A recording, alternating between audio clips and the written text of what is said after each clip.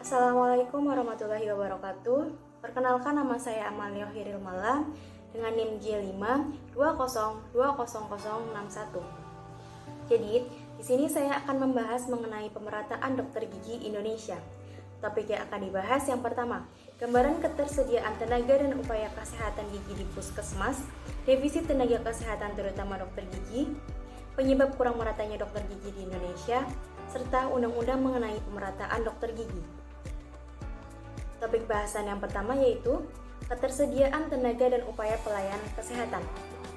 Pada tahun 2014, belum semua puskesmas di Indonesia memiliki tenaga kesehatan gigi yang lengkap, terutama dokter gigi dan perawat gigi. Secara nasional, dari 8.975 puskesmas, hanya 48,2% puskesmas yang memiliki dokter gigi dan perawat gigi. Kedua jenis tenaga kesehatan gigi ini terdapat di yang pertama, 60% puskesmas di wilayah Jawa Barat, 48,1% puskesmas di wilayah Sumatera, 45,3% puskesmas di wilayah Nusa Tenggara, 39,8% puskesmas di wilayah Kalimantan, 38% puskesmas di wilayah Sulawesi, 17,2% puskesmas di wilayah Maluku, dan 10,3% di wilayah Papua. Dari hal tersebut, tampak sekali belum meratanya keberadaan dokter gigi dan perawat gigi antar wilayah di Indonesia. Topik bahasan yang kedua yaitu defisit dokter gigi. Pada tahun 2014, mengacu pada Peraturan Menteri Kesehatan Nomor 75 Tahun 2014, dokter gigi yang dibutuhkan adalah 9.825 orang, sedangkan jumlah yang tersedia adalah 7.127 orang. Dilihat dari banyaknya dokter gigi yang ada di Indonesia, terlihat sekali bahwa sebenarnya Indonesia itu masih kekurangan dokter gigi. Oleh karena itu, mengapa tidak semua wilayah Indonesia itu memiliki dokter gigi? Tetapi sebenarnya hal itu masih bisa untuk diratakan walaupun tidak sebanyak standar.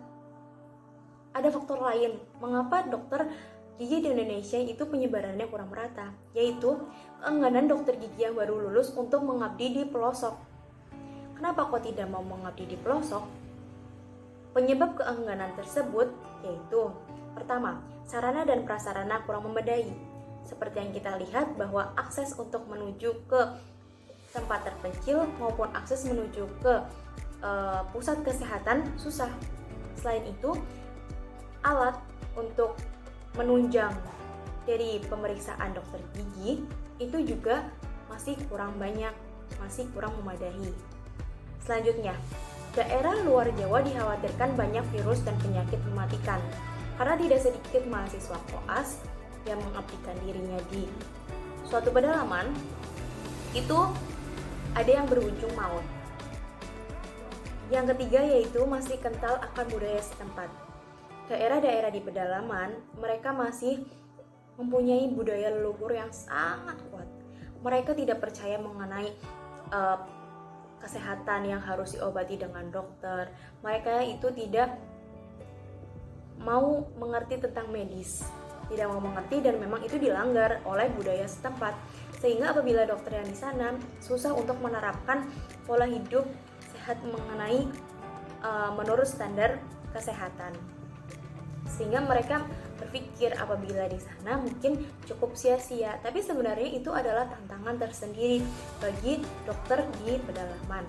Yang terakhir yaitu penghargaan yang tidak setimpal.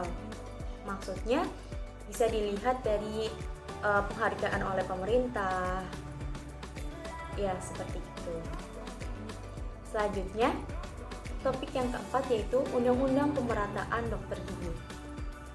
Pemberian kewenangan tambahan dokter gigi merupakan salah satu pilar demi terselenggaranya pemerataan pelayanan kesehatan di Indonesia.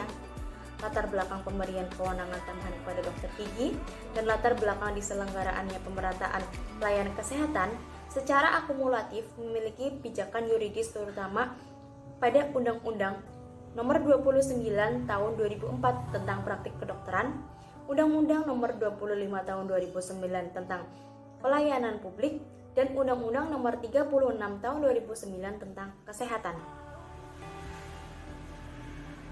Selanjutnya, Pengaturan secara operasional pemberian kewenangan tambahan kepada dokter gigi adalah Peraturan Menteri Kesehatan Nomor 2052 Menteri Kesehatan /10/2011 tentang izin praktik dan pelaksanaan praktik kedokteran.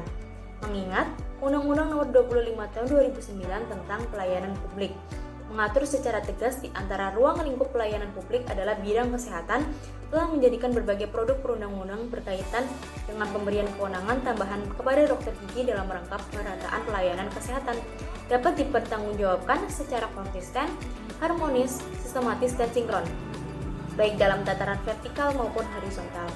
Jadi dapat disimpulkan bahwa untuk pemerataannya sendiri dari pemerintah sudah memberikan peraturan perundang-undangnya, tetapi mengapa sampai sekarang belum merata? Yaitu masih ada dalam diri dokter gigi yang bersangkutan.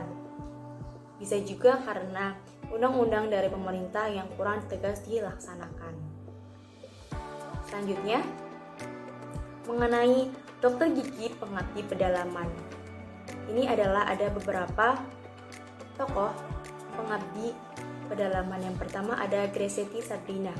Beliau merupakan pendiri komunitas Steady Stay Out, di mana pada tahun 2015 beliau mendirikan komunitas tersebut pada saat koas dan berhasil mengelilingi di 60 pedalaman di Indonesia. Selanjutnya ada Rahmi Julianti. Beliau merupakan dokter gigi di Pulau Marotai. Dan yang terakhir ada Romi Shofpa, merupakan dokter gigi pengabdi di pedalaman Sumbar. Beliau kisahnya yang cukup sangat inspiratif, di mana beliau sudah mengabdikan 3 tahun di pedalaman tersebut, pedalaman Sumbar, tetapi karena kondisi lututnya yang sedang tidak baik, yang sedang tidak sehat, beliau dianggap disabilitas sehingga tidak diizinkan untuk mendaftar CPNS, sehingga dia tidak lolos pada